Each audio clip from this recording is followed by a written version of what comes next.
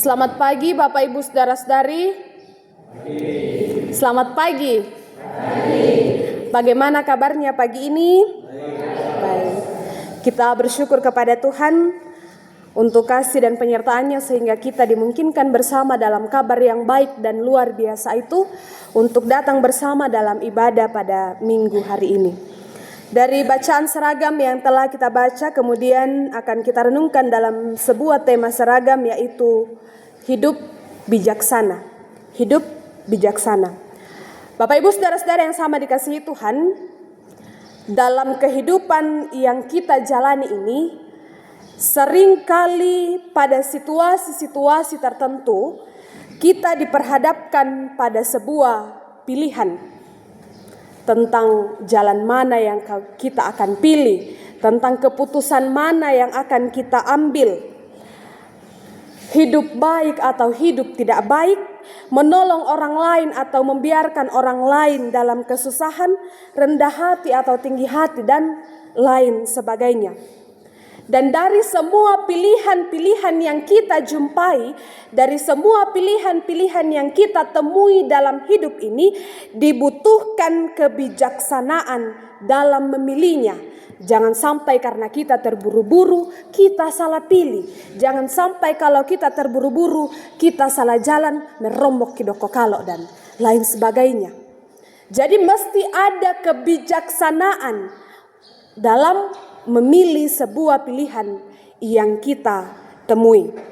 Begitu juga dalam kitab Amsal. Kitab Amsal ini berisi tentang ucapan bijak, perumpamaan kebijaksanaan yang kemudian mengajarkan kebenaran-kebenaran hidup.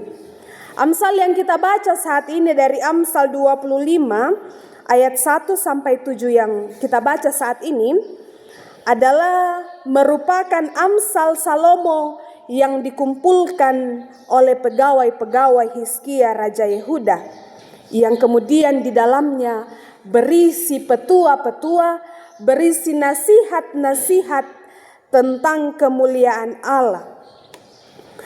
Kita lihat di ayat 2 sampai ayat yang ketiga bacaan kita.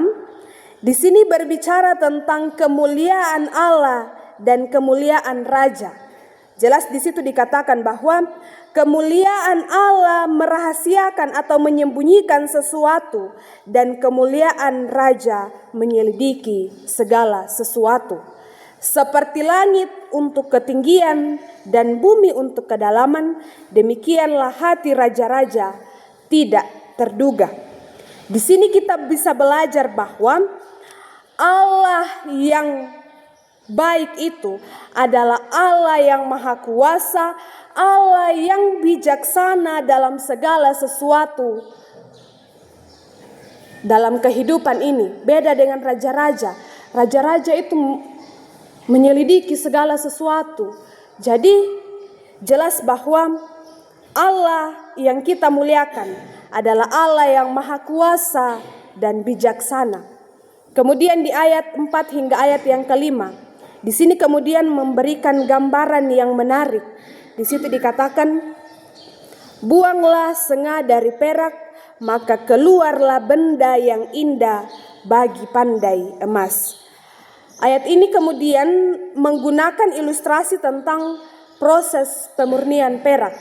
Bapak Ibu Saudara-saudara, itu perak, kalau ada perak tidak bisa langsung dipakai, tapi kemudian dibersihkan dari senganya atau dari kotorannya, kemudian barulah menjadi sesuatu yang indah, yang bernilai, yang bisa dipakai. Kemudian di ayat 6 hingga ayat yang ke-7, di situ dikatakan bahwa janganlah engkau memegahkan diri di hadapan raja, lebih baik orang berkata kepadamu, naiklah kemari, daripada engkau direndahkan di hadapan yang mulia.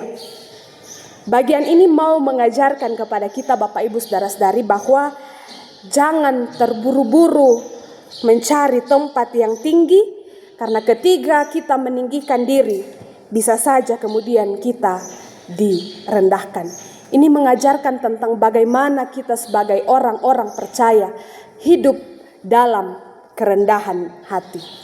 Bapak Ibu Saudara-saudara yang sama dikasihi Tuhan, Lewat firman yang kita baca saat ini, kita mau belajar yang pertama bahwa dalam kehidupan ini mari terus menghormati Allah dan mengakui kemahakuasaannya.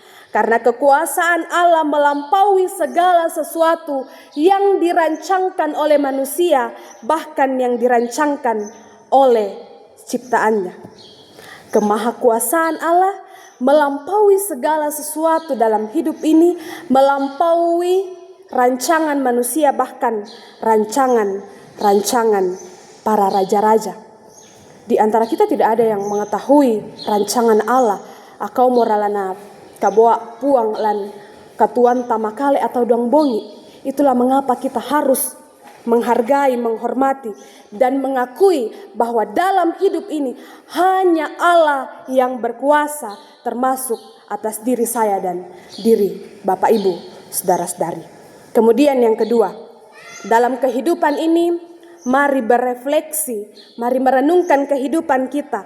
Adakah sengah atau kotoran yang kemudian harus dibersihkan dari hidup kita sehingga hidup kita menjadi lebih indah dan bernilai? Sengah itu bisa bentuk kita terus melakukan dosa. Sengah itu bisa bentuk kebiasaan buruk yang kita lakukan berulang-ulang, atau tinggi hati dan ketidaksetiaan. Mungkin itu kita harus buang supaya kehidupan kita menjadi kehidupan yang indah dan bernilai. Dan yang ketiga, mari tetap bersikap bijaksana dan rendah hati dalam hidup ini.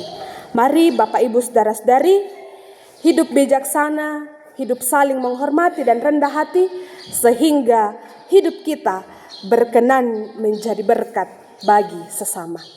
Amin. Mari bersama-sama kita mengambil waktu sejenak, kita bersaat teduh.